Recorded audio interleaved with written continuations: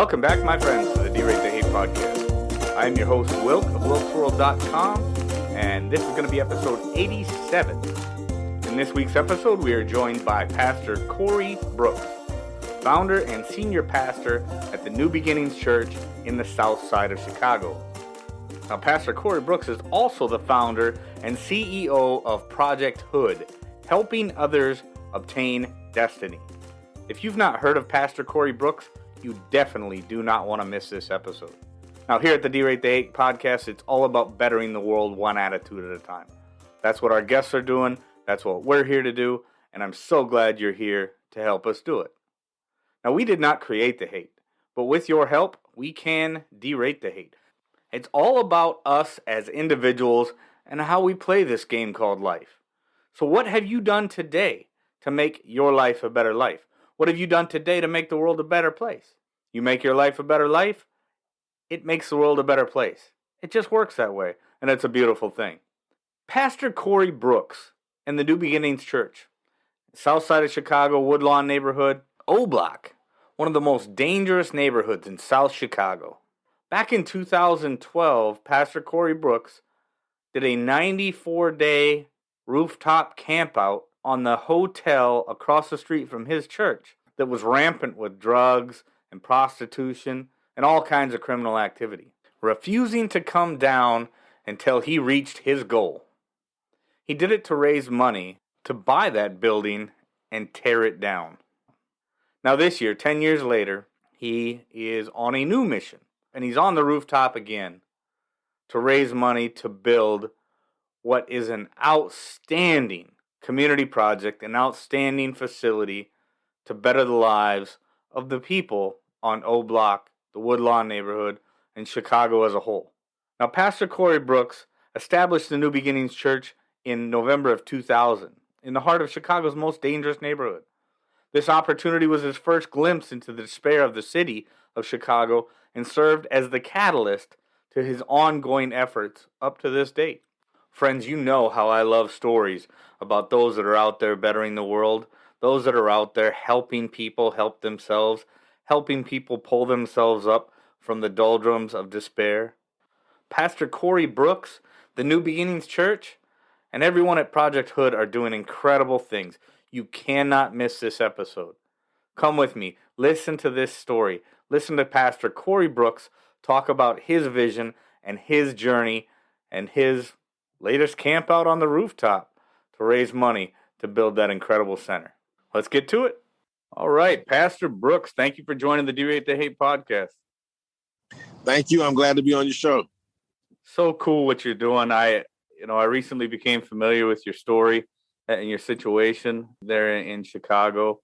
And take me back to 2012 at first. And so the listeners of the D-Rate the Hate podcast get an idea of where this started, whether it be the New Beginnings Church, your project in 2012, and how that's developed into Project H.O.O.D and what you're doing now.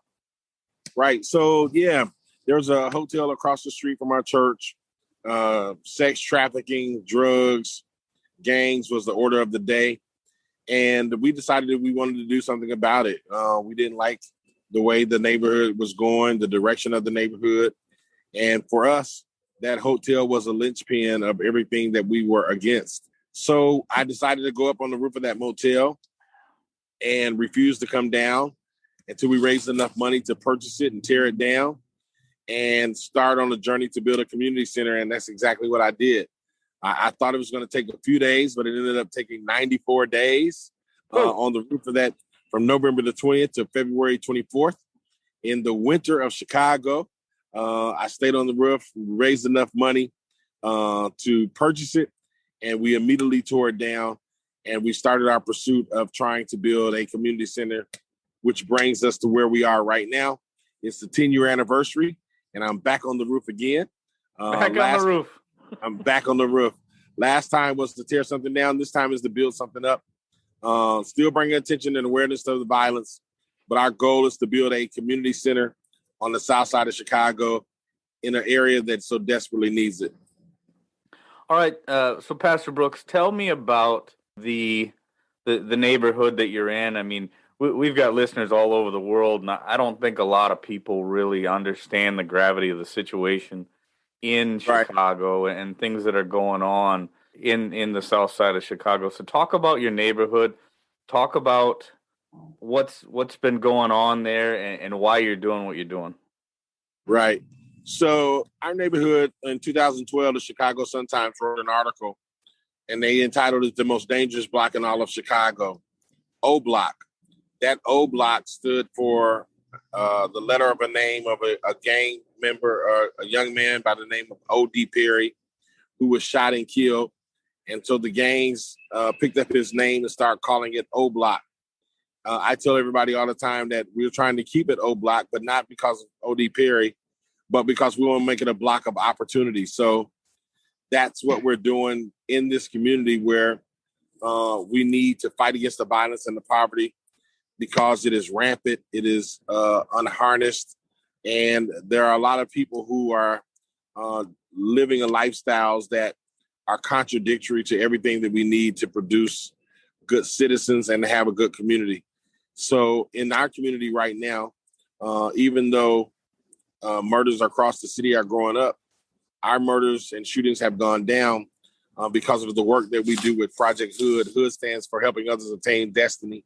And it is it's our non-for-profit that we use to fight these issues. That's so cool. So here you are, 10th anniversary, up on the rooftop again, Windy City. How cold is it there right now, Pastor Brooks? Well, yesterday it got down, I think, to like 13 or something like that. But today is a little warmer. It's in the 40s. So we're outside. We have guests who will come to stay with us, some CEOs. We're doing a CEO challenge where we're inviting people to come and stay. So we're in the cold together tonight. All in the cold together. So are you guys staying in tents? Do you have what do you have up there on the roof of the building right now? Yeah, we're staying in tents. Right behind me, there's my tent, if you can see it. I can. And that's where I'm staying. And I'll be there until February the 28th. And we have a guest tent that looks the exact same that our guests stay in. And then we have a third tent that looks just the same, where we have our meetings and where we eat and things like that with our guests. Very neat. So talk about the environment there. I mean, do you have people coming by and honking the horn? Do you have people? I know I read an article recently where it's fairly common to hear gunshots in the background, but you guys have kind of made it home up there, right? Yeah, you're going to hear all the sounds that come in our neighborhood. You're going to hear the gunshots. You're going to hear sirens. You're going to hear it's noisy. You're going to hear those type of things, and helicopters flying overhead. I can hear one now. I don't know if you can hear it, but you're going to hear all the sounds that come with living in the inner city of America. So it's a little tough to sleep at night, but sometimes God will allow us to get a good night's sleep anyhow. I lived in the city of Orlando for a number of years, and I'm very familiar with the sounds of the city, but I've spent very little time in Chicago, and I think a lot of people now only imagine Chicago being as they see it on the news, all the violence, all the gang violence and stuff. But the neighborhood that you're in is one of the worst of the worst. How are you, I guess, enticing different CEOs and people to come up and spend time with you? You talked about your guests and things. What is it that you are doing, Pastor Brooks, to really bring people in, to pull people in and make that happen? Right. Well, first of all, it's just about telling our story and having people feel compelled to help us. We tell them about what we're trying to do, what we're trying to accomplish. And I really think that there are a lot of people, especially CEOs in Chicago and across America, who want to do something about the violence and who want to do something about the poverty. But sometimes they just don't have the opportunity to partner with organizations. So I think what we do is we give them an opportunity and an option to partner with us to solve some issues that neither one of us could probably solve in and of ourselves. So it's a great partnership and great collaboration for us to work with CEOs, because All of us are concerned about our legacy at this point, what we're leaving in the earth and what we're doing for people. And at the end of the day, we try to convince them that that's really what it's all about, regardless of how much money you make and regardless of where you live and who you know. At the end of the day, we just want to be servants of all. We want to help all. We want to help humanity. We want to help. If you like I am and you love America, we want America to be the very best. And part of being the very best is making sure that we all help one another when we have those opportunities. So they understand that, and we appreciate it. No doubt. We are certainly in the greatest country on earth, and we're all so lucky to be here. I'm glad you're doing what you're doing there, Pastor Brooks, because obviously you've seen what's going on in the city of Chicago. You've seen, well, and it's not just isolated to the city of Chicago. I think we see it in a lot of America's cities now. A lot of the urban areas are plagued by violence and poverty and different things that are, robbing a lot of these young people of their future. And when people like you are out there doing what you're doing, it's just an incredible story. You talk about a legacy. It's not just your legacy, but it's the American dream and giving people opportunity. So when we talk about opportunity, talk about the center or the center that you're trying to build. Talk about what it is you're trying to put together. I mean, obviously, the mission back in 2012 was to tear down that hotel, which was the center of prostitution, drugs, and all kinds of criminal activity. The project now is obviously a lot bigger. And talk about your dream there, Pastor Brooks. Talk about the center that you're trying to build and the things that will do for the people in that neighborhood. Right. Well, the center that we're trying to build is all about changing the lives of people from every age and stage. Our goal is to impact the family. So whatever a family needs to transition their life, that's exactly what we want to do, whether it's for the child or the teenager or the young adult or the grandparent. We want to make sure we have programs in place that can help every facet of life. So with that said, we have some wonderful programs. We have a wonderful facility design. We have in that facility 4 restaurants, Over Ice Ice Cream, the Burger Joint, Wood Grain Pizza, and then a vegan restaurant that we're going to do. We also have a trauma counseling center where we can give young people and adults as well counseling so they can learn how to grieve properly and how they can move beyond being stuck in pain and horror from a traumatic incident. Then from that, we have an entrepreneurial school where we're going to be able to teach entrepreneurs how to start businesses, how to build capacity, how to do all the things necessary, including financial literacy, to have a successful business. From there, if you go down the hall, and you'll be able to visit the center and see that we have a trade school, a place where we're going to be teaching carpentry, electrical, automobile technicians. And we have a culinary arts piece with a fabulous kitchen where we are to have shared kitchen and teach people the culinary arts. From there, we have an Olympic-sized swimming pool that we're really going to try to make sure that we teach as many kids as possible how to swim. And then if you go upstairs, and then across the hall from that is our tech center, where we'll be able to do some STEM classes, some STEM research, and get kids actively engaged in STEM. If you go up the elevator, and you will arrive at our theater, where it's a 450-seat auditorium, where we can have plays and things of that sort. We also have on that floor a media and dance studio where we can teach music and dancing and all of the arts. And across from that, we have, of course, a golf simulator so we can teach kids how to be caddies. Tiger Woods is rehabbing or redeveloping a golf course really close to here. So it's important that we have kids who learn how to be caddies so they can network and make relationships. And then we have basketball courts so we can host AAU tournaments and AAU games and volleyball courts. And then above all of that, on our rooftop, we have a rooftop garden where we'll be able to plant our own food and hopefully teach kids how to use it properly. So the facility is a phenomenal place. It's very beautiful, and it's going to change a lot in our neighborhood. Well, yeah, and it's kind of neat that you finish up with the rooftop garden thing because, yeah, with your past history now with the the deal in 2012 and your latest deal, you may never know, you may be camping up there again, right? You never So, know.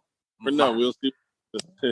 might as well make it as nice as possible, and yeah, the rooftop is going to be a big thing. No, the center that you're working on. I mean, I can envision all the things that you're talking about, and when you talk about it, you really lay out a beautiful picture. It's something that obviously you've put a lot of thought into, and the way that it will lay out is incredible. You talk Absolutely. about every age and every stage, Pastor Brooks. Now, one of the things that you've talked about, I've seen it on your website and a couple of things. You talk about providing opportunity to those that have been in trouble before, trying to reduce the recidivism rate. What do you Right. think is the primary thing that you and the New Beginnings and Project H.O.O.D, what is your primary methodology to preventing that recidivism? What do you think is the best way to connect with those who maybe started off on the wrong path and got themselves into some trouble? But how does Pastor Brooks, New Beginnings, Project H.O.O.D, how do you connect with those that have offended and now you want to make sure that they don't offend again? Great question.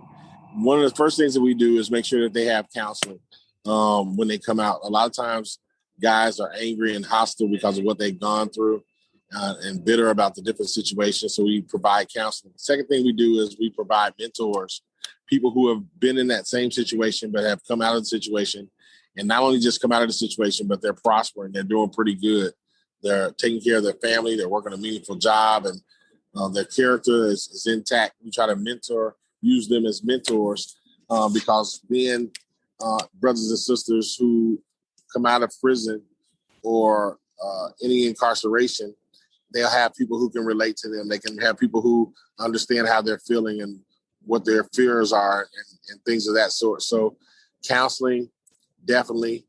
Mentors, definitely. And then also a job or learning to be an entrepreneur because work brings about dignity and work helps us to define our purposes oftentimes a little better.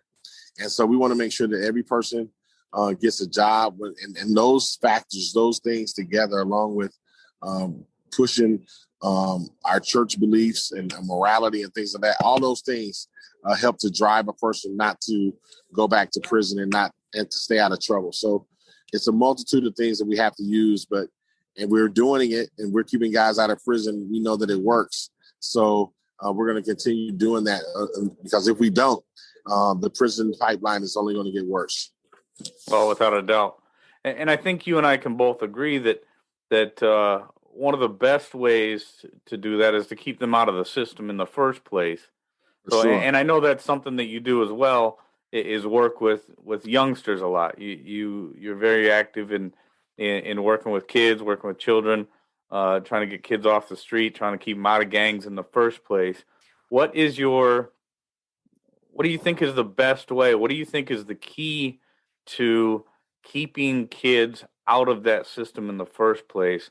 And how do you work with children in your neighborhood and the children that come to New Beginnings and work with you? What do you think is the key to keeping them out of that lifestyle in the first place, Pastor Brooks?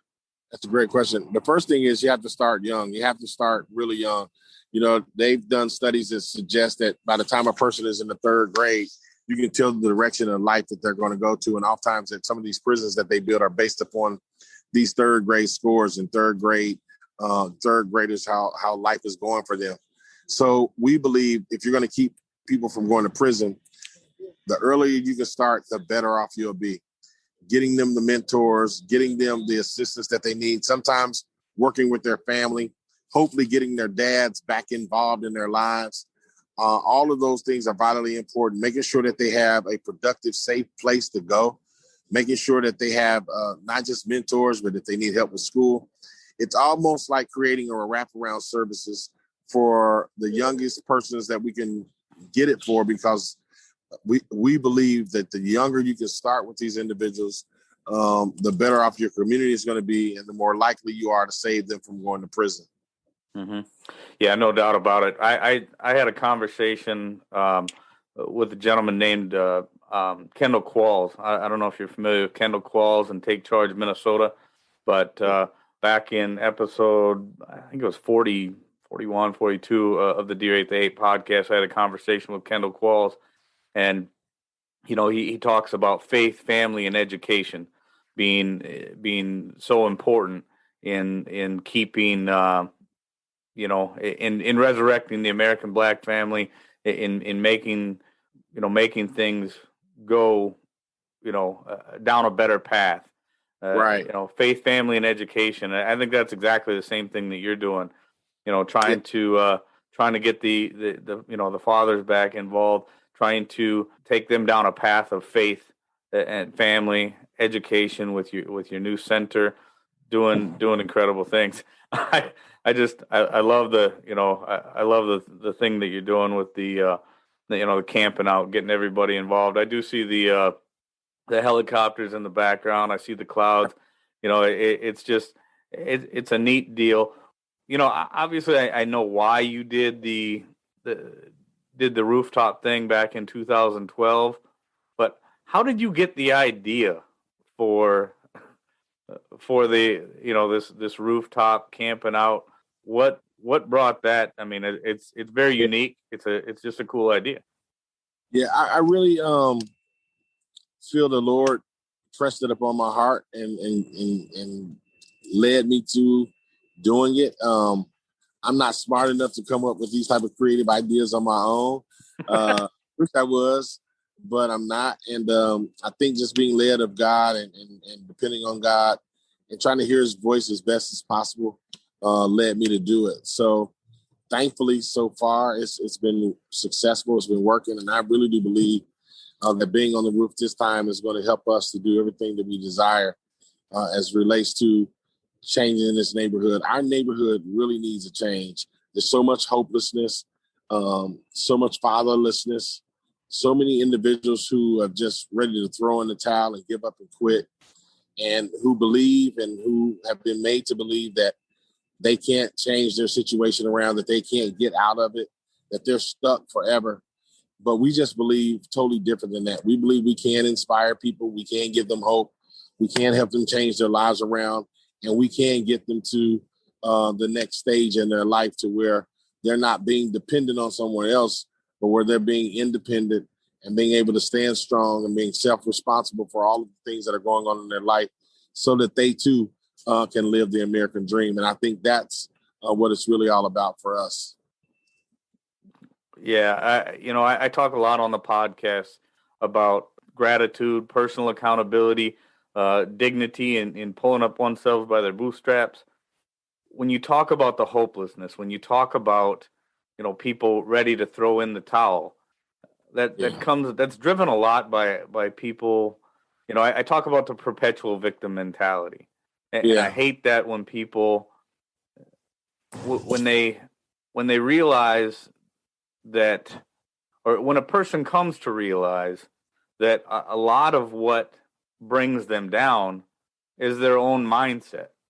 And when they reach that point of personal accountability and realizing that a lot of what keeps them down is that prison in their own mind, believing that they're a victim, believing that they're oppressed, believing that they can't do anything for themselves, and it's just a prison in one's own mind. Absolutely. And giving them hope and giving them the tools that they need. And when I say the tools, most people have those tools in their brain. They have them there. It's just a matter of unleashing them and having the right people, the right organization, the right mentor to unleash those tools. Because there's nothing worse than somebody who feels that they're worthless. They can't do anything on their own. Like you talked earlier about there being dignity in work, and there being Right. dignity in being able to take care of yourself. That's, I mean, that is so important. That message in and of itself is so important. Just being Absolutely. able to, give one the skills, like, if you're teaching them carpentry, or you're teaching them HVAC, electrical, STEM, science, technology, and math, those different things, all those Right. little skills, you just don't know which one's going to hit the right person at the right Really time. don't. Yeah, you really don't know. And just being able to get that person. I bet there's people that you've helped, Pastor Brooks, that they come out of the prison system, and for the first time they're actually doing an honest work, working with your organization, learning a trade, learning a skill, and they may not earn as much swinging a hammer as they do, slinging crack on the corner, Right. but it's honest work, and there's a lot more dignity in swinging a hammer than slinging drugs to kids on the corner. And Absolutely. I think, along with the mentorship that you're talking about, along with the message that you're spreading, spreading faith, spreading Right. dignity in work, spreading that message, trying to put families back together. Yeah, There couldn't be a more important message. I agree. I agree with what you said 100%. To me, there is no more important message than the message we're trying to convey. Family is so important. They need lots, and 80% of the households in our neighborhood are single parent households. So these mothers need as much help from us as they can possibly get. And I tell people all the time that they may not be your biological son, but you need to take responsibility for them just as if were your son. And I really do believe if we did that and stop depending on the government so much to come in and save the day, that we could enhance the lives of a lot of people, and some children could really be blessed as a result of having some strong, positive mentors in their lives. And so it's a great need. It's something that we're working hard to do, and we're going to continue to do. So important. So such important work that you're doing, and such a cool way that you're doing it. I just hope that the message that I hope somehow, some way that this helps to get the message out a little bit more here on the D-Rate the Hate podcast. Thanks. I know one of your favorite things to do is, or one of your primary things each day to do is you're reading blogs and you're listening to podcasts in the morning. That's part of your daily routine up there. Absolutely. I hope you participate in as many podcasts as possible. I'm so grateful, to have you on the D-Rate the Hate podcast, obviously, and getting that message out there in every way possible. I mean, I hope this plays a small part in what you're doing, and gets out there to some people. I hope we can get this message out. You just got to keep on doing it. You're staying up there till February 28th, right? February 28th. So if you get a chance, you have to come and visit me for at least one night. Yeah, no, that would be very cool. I was talking to my wife about that. I said maybe I should head down to Chicago for a weekend. Absolutely. Yeah. Go spend the night on the rooftop with Pastor Brooks. No, it's such a cool avenue that you've taken towards bettering the world, Pastor Brooks. We're all about bettering the world, one attitude at a time here. I love the stories of people that are out there, trying to better the world, and you're definitely doing it. You're doing more than your part, and it's so commendable. I know you're doing great work and making huge differences for a lot of people, changing a lot of lives. Thank you so very much, and I appreciate it. Like I said earlier, thank you for having me on your show, on your podcast. I really appreciate it.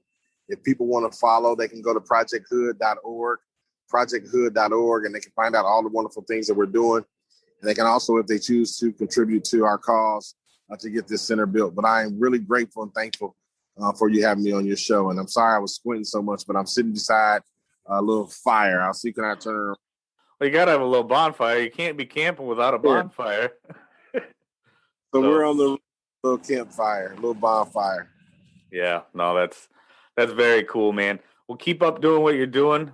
We will definitely be in touch, and all of your contact information will be in our show notes. And better in the world, man. Better in the world. That's what it's all about. Well, thank you so much, brother. I appreciate you. Friends, I absolutely love doing this podcast. I love getting the opportunity to speak with people like Pastor Corey Brooks of the New Beginnings Church and Project H.O.O.D. I mean, I just want you to think back that conversation. Think about what he was talking about. Think about that neighborhood. Think about those people, that hopelessness, the fatherlessness, the homes without fathers, those people that are just ready to throw in the towel. How can we change the trajectory of those lives, those young lives, and keep them away from keep them out of a life of crime, keep them away from the gangs and doing what almost comes natural in some of these neighborhoods now. We need people like Pastor Corey Brooks, and we need a center like the center that he's trying to build. So if you can find it in your heart, if you want to better the world, better your own attitude, better your mindset, but also reach out to Pastor Corey Brooks and Project H.O.O.D. Get on his website. Like I said, all of his contact information will be in the show notes. Check out what he's got going on over there. Just think about what a center like that would do in a neighborhood like the Woodlawn neighborhood on O Block. How can we change the lives? How can we keep those kids out of a life of crime? How can we help those families? How can we help those who are coming out of the prison system and need to find a better way? We don't want them to reoffend. We want them to learn how to live a better and more honest life. I truly believe it. You guys, those of you who've been listening to me for any amount of time, there is redemption. There is redemption for radicals. There is redemption for those who have done bad. It doesn't have to be, everything doesn't have to be a life sentence. So let's help those that are coming out. Let's help them do and help them be a better person. They need the tools. They have the tools. They maybe just need the mentor. And Pastor Brooks is definitely that kind of mentor. The opportunities that can be provided by building this state-of-the-art center to re-educate, to reinvigorate a neighborhood that's been riddled by crime and destitution and drugs. It's so important. So important, friends, that we help them help themselves. Like Pastor Brooks said, it's not about government programs. It's about people who can inspire. It's about people who can provide hope.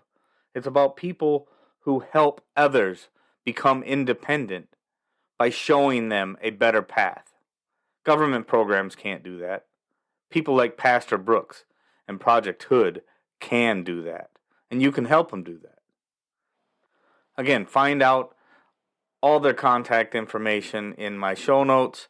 And most importantly, share this episode.